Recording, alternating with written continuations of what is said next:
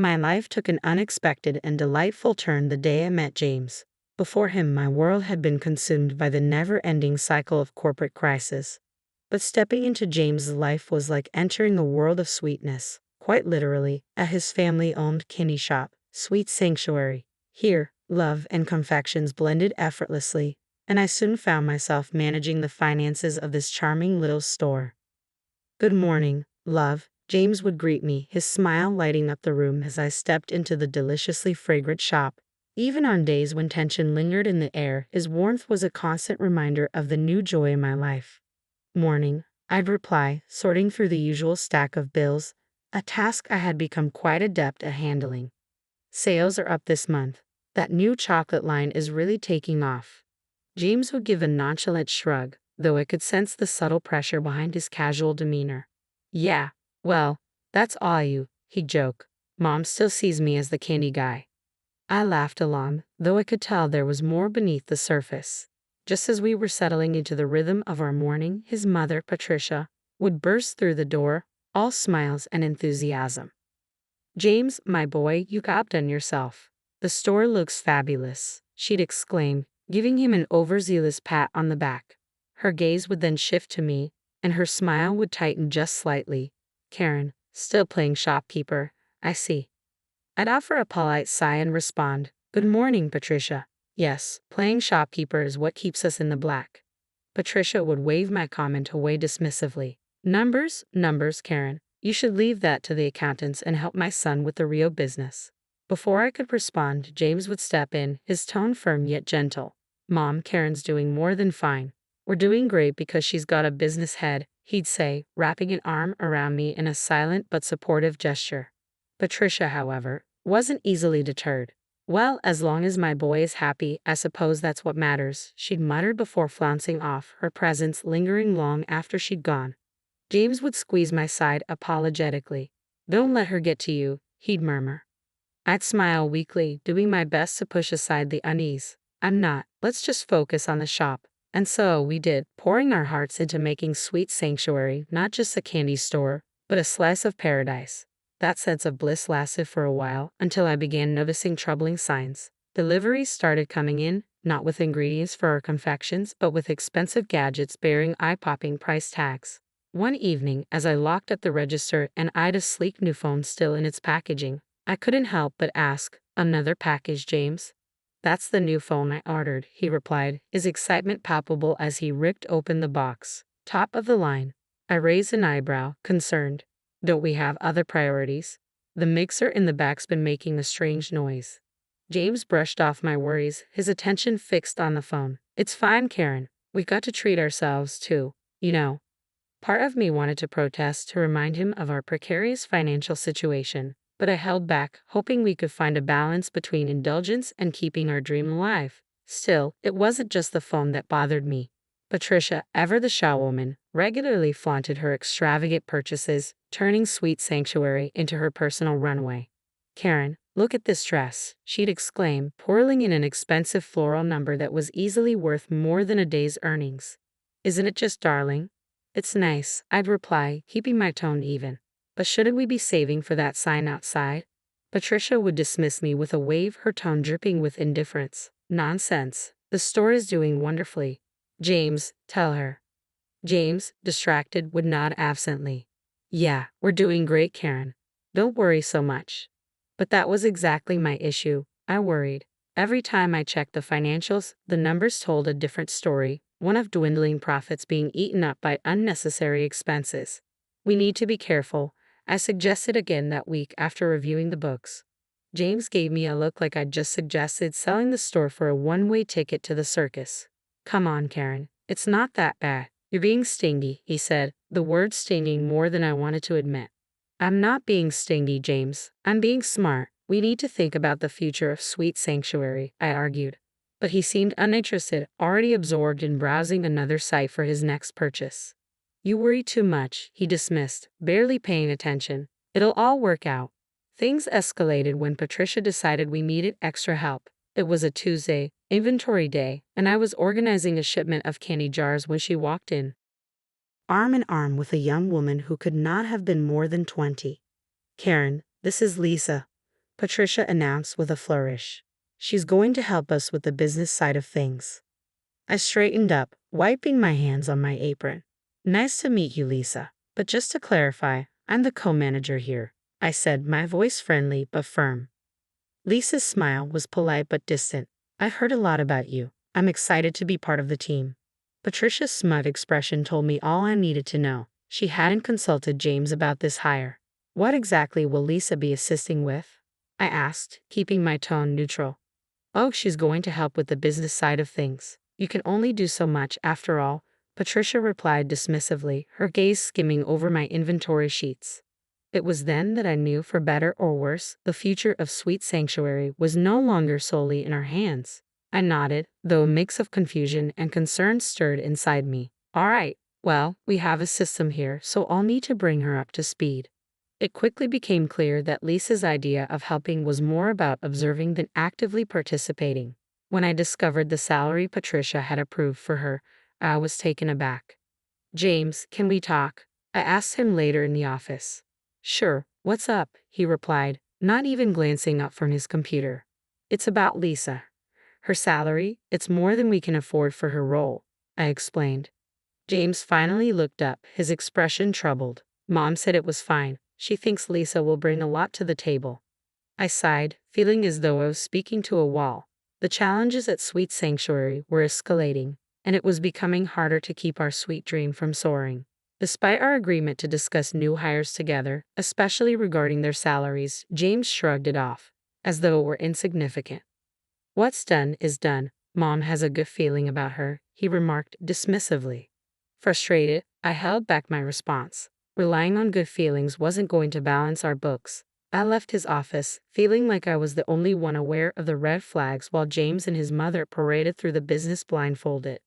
I'd always been meticulous, double-checking, sometimes triple-checking, especially when it came to numbers. So when I found an envelope tucked away in the back of a filing cabinet while searching for a misplaced invoice, I opened it, assuming it was just another overlooked bill.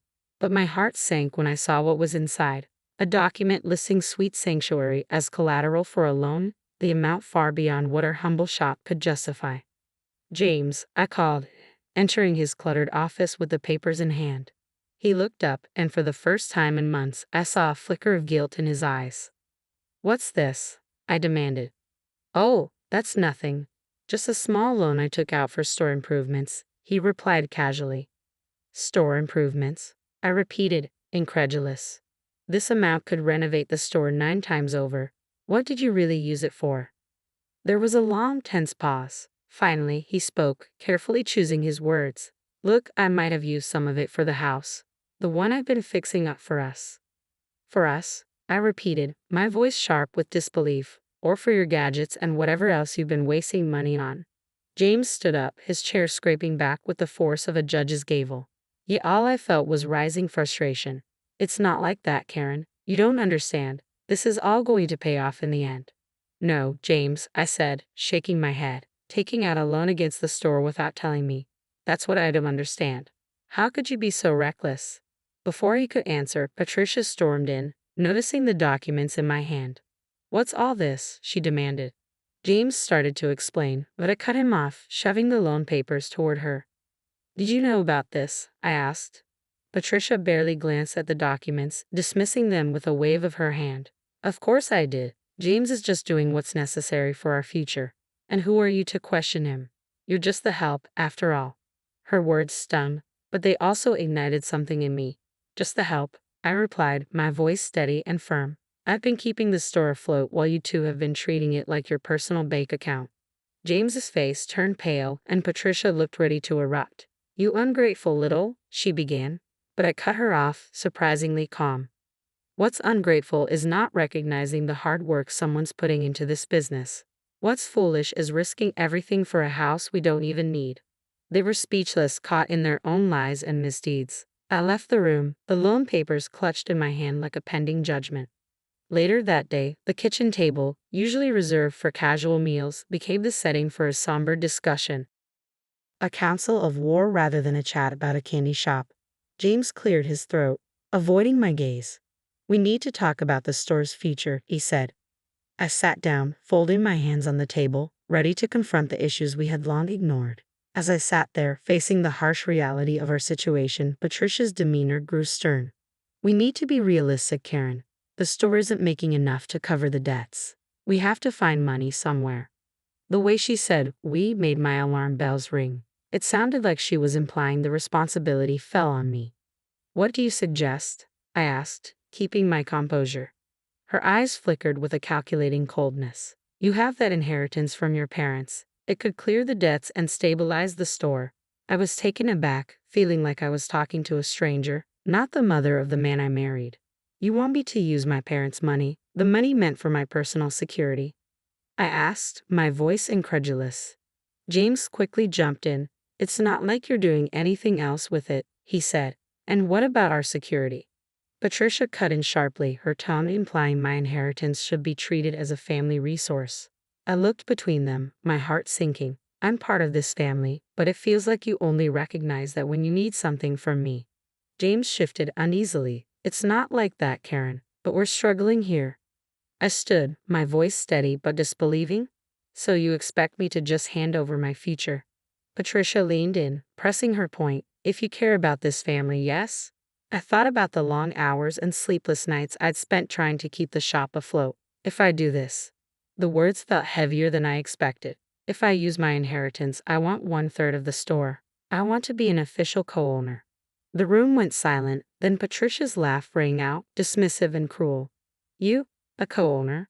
Don't be ridiculous. You're not business material. I stood up, the sound of my chair scraping loudly against the floor. Then find another way to cover your debts because my inheritance is not your emergency fund. James' face was unreadable, but Patricia's flushed with anger. You let this family business fail. I've tried to save it, I said quietly but resolutely, but I won't set myself on fire to keep you warm. That night, an unsettling feeling drew me back to Sweet Sanctuary. The shop was dark, as expected, but a faint light from the back office suggested otherwise. I pushed the door open, the usual comforting chime of the bell now feeling almost ominous. The sweet scent of candy, once soothing, now felt thick with deceit. As I neared the back, I heard murmurs from the office. I pushed the door fully open and saw James with his arms around Lisa, the new hire. She giggled at something he whispered. I stood frozen for a moment, then pushed the door open further. Their faces morphed from shock to guilt as they quickly sprang apart. Karen, James stammered, straightening his shirt. It's not what it looks like. Really? I replied, my voice cold. Because it looks like I just caught my husband with his arms around another woman. Lisa fumbled with her hair, avoiding my gaze. We were just going over inventory, she said, her voice barely a whisper. At midnight, with the inventory in your arms. I raised an eyebrow. Really? James looked desperate. Karen, please, you're blowing this out of proportion. I let out a short, humorless laugh. Am I? A calm settled over me, chilling in its clarity. The trust and partnership I thought we had were gone. Everything was unmistakably clear. James stepped toward me, but I raised a hand to stop him. Save it, James. I don't know what's worse, your cheating or the feeble lies. Lisa found her voice, faint and apologetic. I'm sorry, Karen. I never wanted any of this to happen. I studied her, young, naive, tangled in the web of a man unable to own up to his mistakes. You should be sorry, I said, and turned to James. And you, James, should start job hunting. He objected immediately. You can't fire her over this. I was unyielding. I can and I will. Tomorrow, I'll be contacting a lawyer. James went pale. Karen, please, let's discuss this. There's nothing left to discuss, I interrupted sharply. You've made your choices. Now you have to live with them. Without waiting for his reply, I walked out, my head held high as his pleas faded behind me. The following morning, bright sunlight contrasted sharply with the gloom of our household. Having spent the night at my rental property, I sat at the kitchen table when my phone buzzed. It was a message from James. Tempted to ignore it, I gave in to curiosity. It was a photo of a bank letter demanding immediate repayment. Below it, James had typed, "We need to talk. This is serious." I sighed, prepared for whatever awaited me. On my way. When I arrived at the shop, James and Patricia were already there, pacing nervously. Patricia noticed me first, her expression darkening. Decided to show up, did you? She snapped. I nodded, Meeting her glare. You wanted to talk. James handed me the letter, his face lined with anxiety. The bank's on us hard. We could lose everything. I scanned the letter, unsurprised by the figures, but uneasy nonetheless. So what's your plan? Patricia shot me a glare. We wouldn't be in this mess if you just helped when we asked. Ignoring her, I turned to James. What are you going to do? He looked defeated, running a hand through his hair. I thought maybe you could cover it with your inheritance. I gave a bitter laugh. I told you, I'm not footing this bill without a stake in the business. Patricia stepped forward, a scowl on her face. You're being unreasonable, Karen. This is a family business. I met her challenge with forced calm. And where was this family when your son was mismanaging our funds and hiring his buddies for kicks? James opened his mouth to speak, then faltered, looking down. You don't get to play the family card only when it's convenient, I said. We'll need to figure something else out. James muttered, You'll have to then. Unexpectedly, Patricia smiled, but it wasn't pleasant. Fine, but if you're not helping, then you're out. We'll manage without you. You're fired. I stared at her for a long moment, letting the silence linger before matching her smile. Okay. Their astonishment was almost amusing. Just like that? James asked, incredulous. Just like that, I confirmed. I need you to understand. I've meticulously gathered evidence. I took photographs of your dealings with Lisa and kept a detailed log of every dime squandered. If you think you can dismiss me and bury this mess, you're sorely mistaken. Patricia's smile faltered, and she hissed, You wouldn't dare. Oh, but I would, I said. And as I leave, I'll take my hard-earned achievements with me. Let's see how you'll explain to the bank why the business is floundering without its real pillar. Months had passed since I last walked through the doors of Sweet Sanctuary. My life had found a new rhythm, paper rustling, the quiet hum of productivity, resolving challenges. I sat in my crisp new office, a world away from the chaotic storeroom of the confectionery. My phone rang, and Angela's name lit up the caller ID. She was the only connection I'd kept from that chapter of my life. Hey, Angela, what's new? I greeted her, a tinge of apprehension in my voice. I knew Sweet Sanctuary updates always stirred old memories. Haven't you heard? Angela's voice was mixed with pity and discomfort. The shop shut down last week. The bank foreclosed on it, and their house. A sense of unexpected relief washed over me. How are James and his mother coping? There was a brief pause. Not well, I'm afraid. They've moved in with his aunt. They're keeping a low profile. Thanks for letting me know, Angela. The news settled in, but then Angela added, Karen, everyone knew you were the lifeblood of that place. It just wasn't the same after you left. A small, sad smile touched my lips. Thanks for saying so. How about you? Have you found something new? Yes, I'm at a bakery downtown now. It's no Sweet Sanctuary, but it's a start. That's great to hear, Angela. You've always had a knack for baking. I'm sure you'll do well. We exchanged a few more words before ending the call. As I looked out the window at the bustling street below, my assistant knocked on my door. Your 4 o'clock appointment is here, she announced. Thanks, send them in, I replied, ready to shake off the last traces of nostalgia. A couple walked in, worry etched on their faces about their enterprise. As I stood to greet them, I felt energized by the new challenge. We've heard excellent things about you, Karen, the wife said as they took their seats. They say you're the top crisis manager around. I smiled, at ease with the recognition. I'll strive to live up to that. Now, tell me about your business, and let's explore how we can steer things back on track. As they detailed their issues, my mind buzzed with strategies. This was my domain now, where every problem had a remedy, and each challenge was a doorway to opportunity. Sweet Sanctuary, with its bittersweet recollections, lay behind me. Ahead was a path I had crafted for myself, one of resilience, redemption, and new beginnings. As our conversation continued, their anxiety transformed into hopeful smiles. They departed with renewed vigor, and I turned back to my desk, my spirit lighter than it had been in ages. The most rewarding victories often come after the toughest trials. The future was mine to shape, one deliberate step at a time.